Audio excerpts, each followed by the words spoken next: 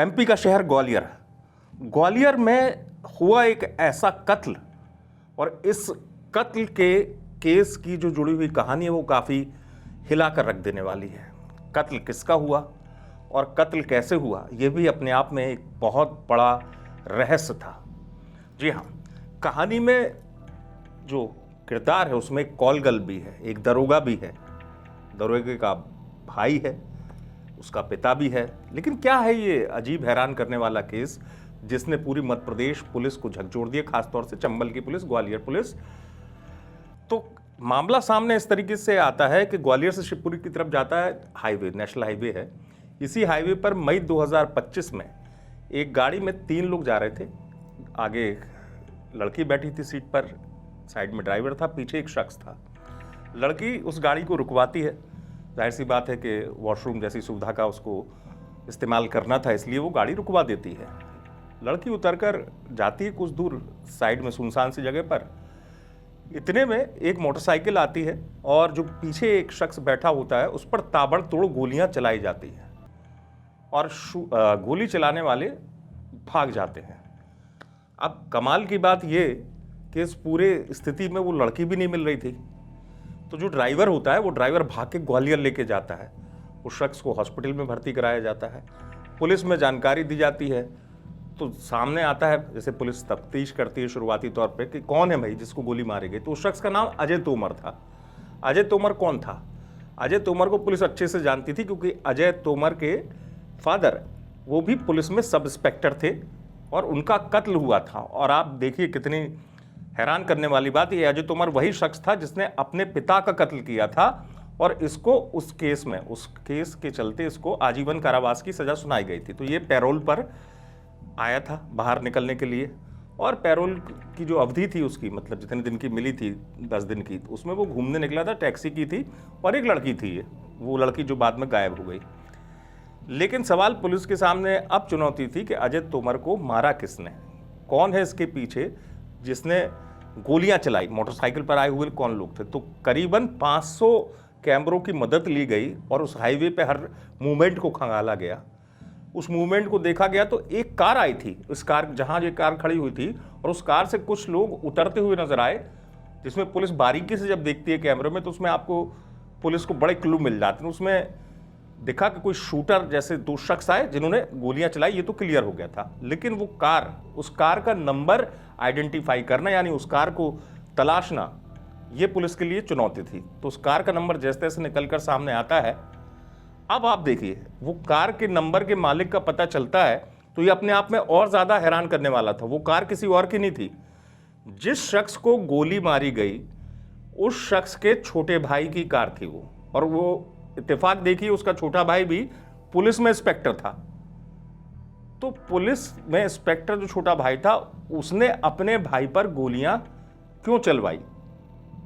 अब पुलिस के सामने ये अपने आप में पहेली बन चुका था। क्या वास्तव में उसका छोटा भाई इन्वॉल्व था जिसने अपने ही भाई को मारने के लिए शूटर का इस्तेमाल किया? और जो मैंने शुरुआत में काल गल का इस्तेमाल किया गया था वो भी राज खुलेगा कि क्या था ये पूरा सीन।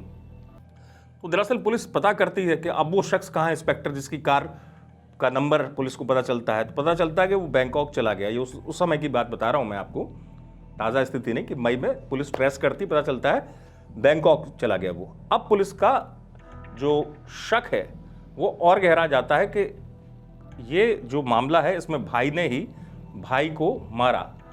लेकिन इसके पीछे वजह क्या थी ये पुलिस जानने की कोशिश करती है। तो पुलिस को इस केस में वो शख्स भी हाथ लग जाता है जिसने गोलियां चलाई थी। वो ग्वालियर का एक शूटर था और वो शूटर भी जेल में बंद था। किसके साथ? जिसको गोली मारी गई, अजय तोमर के साथ। वो बताता है फिर पूरी कहानी कि कैसे ये बदला लेने की कहानी रची गई और इस बदले के पीछे वजह क्या थी, क्यों कालगल की एंट्री हुई और क्यों इंस्पेक्टर ने अपने ही भाई को मारा। तो इसके लिए हमें, जैसे फिल्म में होता है, फ्लैशबैक में जाते हैं। इस फ्लैशबैक को समझना पड़ेगा। दरअसल हुआ यह था कि 2017 में इसी अजय तोमर ने अपने पिता को गोलियों से मार दिया था। वजह थी कि पिता अपनी संपत्ति में से उस शख्स को हिस्सा देना नहीं चाहते थे और उस अजय तोमर के सर पर उस वक्त इतना जुनून था कि सामने जो आ रहा था वो छोड़ना नहीं चाहता था। जैसे तैसे उसके भाई बच गया, वही भाई जो बाद में जाके इंस्पेक्टर बना पिता की जगह, उसकी माँ बच गई, उसकी पत्नी भी घर पे थी। हालांकि इस पूरे केस के बाद जब उसे अपने ही पिता के कत्ल के इल्ज़ाम में जेल भेजा गया तो उसकी पत्नी ने भी तलाक ले लिया और उसको छोड़ दिया। लेकिन ये शूटर आगे जो बताता है वो भी काफ़ी हैरान करने वाला था। वो इसलिए हैरान करने वाला था, वो ये बताता है कि इसके भाई को पता चलता है कि अब पैरोल पे आएगा, और 7 साल तक सोचिए इसका भाई चुप रहा।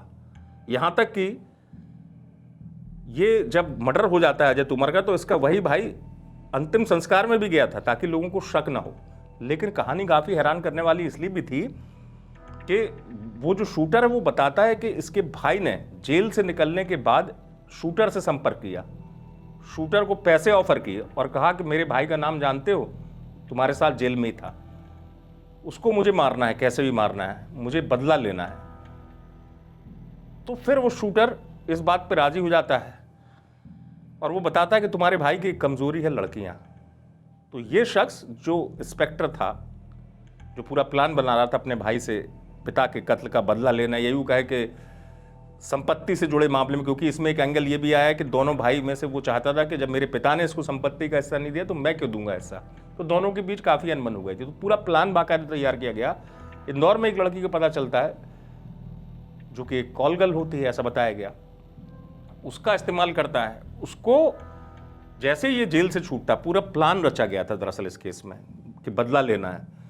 जेल से छूटता है तो वो शूटर जो उसका पहले से ही दोस्त होता है उसके भाई का, वो उसको घूमने फिरने के लिए ऑफर देता है और कहता है कि एक लड़की इससे दोस्ती कर लो, इसके साथ बढ़िया मस्त रहो, घूमने जाओ। तो गाड़ी टैक्सी हायर की जाती है, और टैक्सी जब हायर की जाती है तो ड्राइवर के साथ वो लड़की भी घूमने के प्लान से उसके भाई के साथ निकल जाती है। और इसी बीच में ये पूरा गेम रचा गया था कि बदला लेना है, इस तरीके से लेना कि पता भी नहीं चले। तो अपने पिता के कत्ल का बदला लेने के लिए उसने कॉलगल तक का इस्तेमाल किया, अपने भाई पर गोलियां चलाई। हालांकि बाद में पुलिस के सामने ये केस जो है साफ हुआ, पुलिस वारदात को सुलझाने में कामयाब हुई। लेकिन अपने आप में काफ़ी हैरान करने वाला मामला, इस मामले से चंबल की इसलिए याद आ जाती क्योंकि चंबल में कहा जाता है कि बदला ज़रूर लिया जाता है। चंबल में बदले की बहुत कहानियाँ हैं और चंबल का बदला बड़ा बेरहम होता है।